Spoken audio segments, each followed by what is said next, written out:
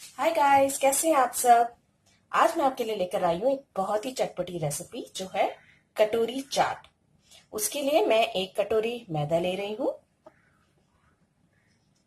उसके अंदर मैं करीब 2 कटोरी सूजी डाल रही हूँ। थोड़ी सी अजवाइन, आप अपने हिसाब से डाल सकते हैं। अगर आपको अजवाइन ज्यादा पसंद है तो आप थोड़ी और भी डाल सकते हैं। थोड़ा सा नमक, करीब आधा चम्मच के करीब मैं नमक डाल रही हूँ। और थोड़ा सा ऑयल डाल रही हूँ मैं।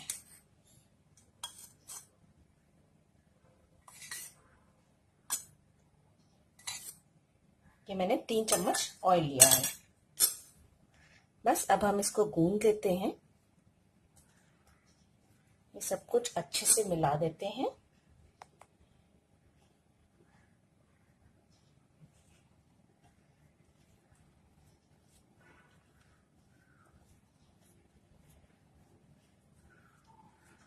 और अगर आपकी ऐसे मुट्ठी बन रही है तो ठीक है, वरना आप इसमें थोड़ा सा ऑयल और डाल लीजिए।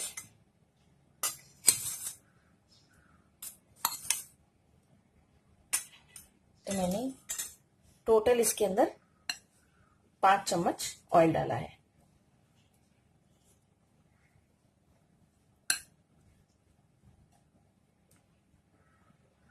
ये देखिए, अब हमारी मुट्ठी बन गई है। अब बाकी का हम पानी लेके इसे एक सख्त आटा गूंद लेते हैं। पानी आप धीरे धीरे करके ही डालिएगा ताकि ये आटा आपके कंट्रोल में रहे और ज़्यादा सॉफ्ट नहीं हो जाए।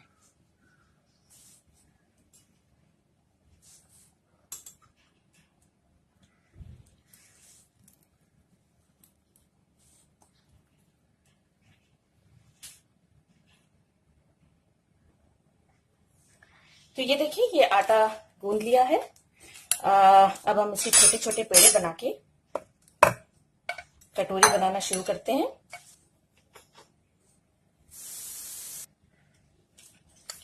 तो अब हम इसे बेल लेते हैं।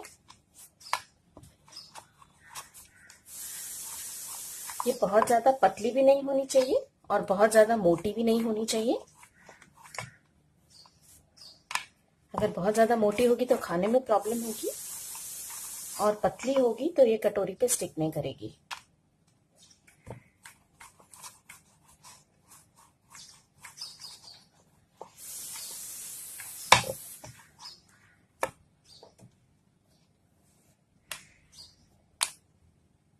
ये देखिए, ये मैं कटोरी ले रही हूँ और इसको हल्का सा मैं ग्रीस कर रही हूँ चारों तरफ से।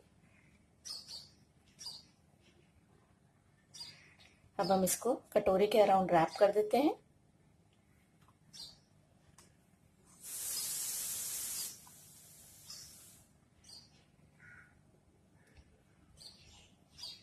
और जो ये एक्स्ट्रा इसकी एजेस हैं उनको हम यहाँ से निकाल देते हैं।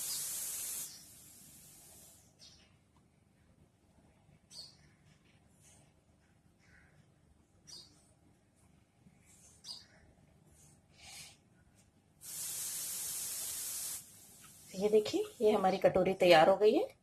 ऐसे अब हम दूसरी कटोरी तैयार कर लेते हैं।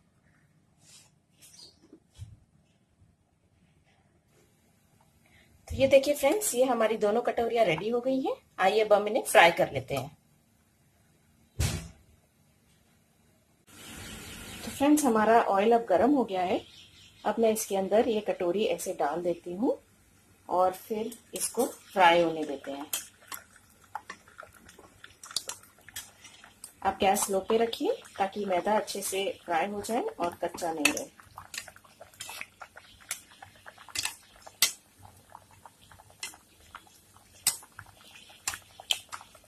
इसको बहुत ही पेशेंटली फ्राई करना पड़ेगा। देखिए, कटोरी अपने आप अलग होना शुरू हो गई है। जैसे जैसे फ्राई होती जा रही है वो कटोरी अलग होती जा रही है।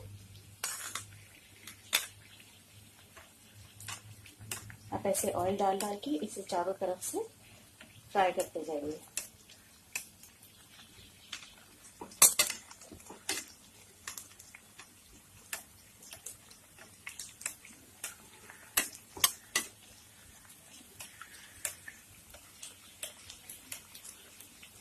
ये देखिए, ये कटोरी अपने आप मैदा कटोरी से अलग हो गया है।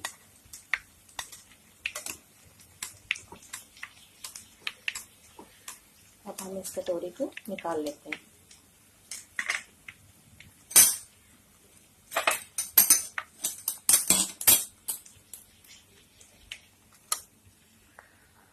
ये देखिए कितना इजीली ये कटोरी निकल के बाहर आ गई है।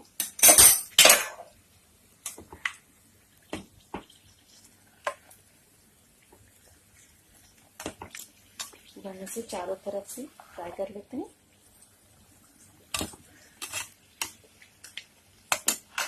इसको आप स्लो पे ही फ्राई कीजिए।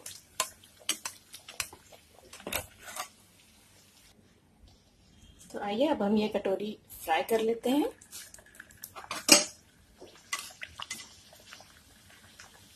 आप सिम पे गैस रखिए, उसके बाद ही इसे फ्राई कीजिए ताकि ये अच्छे से सिक जाए। नहीं तो ये पहले ब्राउन हो जाएगी बाहर से फटाफट और अंदर से सिक नहीं पाएगी। और आप ऐसे धीरे धीरे करके इसके ऊपर ऑयल डालते रहिए, तो जो मैदा है वो अपने आप कटोरी से अलग होना शुरू हो जाएगा जैसे जैसे वो सिकता जाएगा।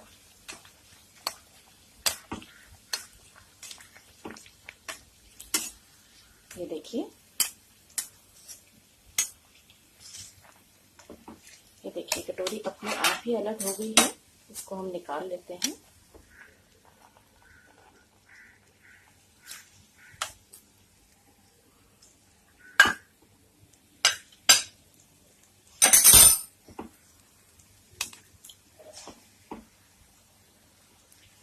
ये देखिए, अब आप इसको चारों तरफ से अच्छे से सेक लीजिए।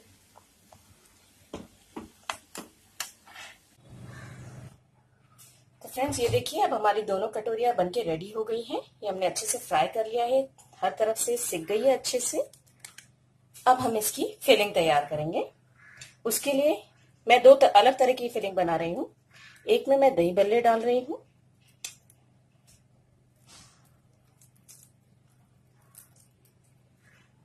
थोड़े से बॉइल्ड पोटैटोज डाल रही हूँ,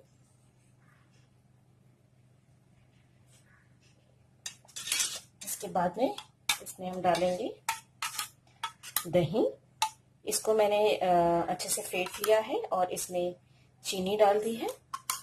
तो ये स्वीट दही है, थोड़ा ज़्यादा ही डालूंगी क्योंकि ठंडा ठंडा दही गर्मियों में बहुत अच्छा लगता है।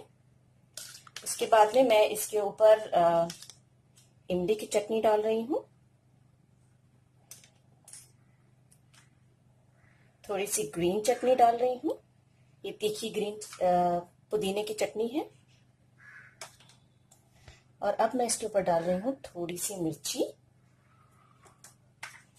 और थोड़ा सा जीरा। तो ये देखिए, ये हमारी एक चाट तैयार हो गई है। अब दूसरी चाट के लिए मैं पहले थोड़े से बॉइल्ड आलू डाल रही हूँ। उसके बाद में मैं इसके अंदर थोड़े से मटर डाल रही हूँ। ये वाइट मटर है, महाराष्ट्र में इसे वटाना भी बोला जाता है। जो लोग दही नहीं खाते हैं या जिन्हें दही पसंद नहीं है वो लोग ऐसे भी ये चाट खा सकते हैं। इसके ऊपर मैं थोड़े से प्याज डाल रही हूँ, थोड़ा सा कटा हुआ टमाटर डाल रही हूँ, थोड़ी ग्रीन चटनी और इसमें भी मैं थोड़ा सा मिर्ची डाल रही हूँ और थोड़ा सा जीरा डाल रही हूँ और थोड़ा सा फ्रेश धनिया डाल रही हूँ दोनों में।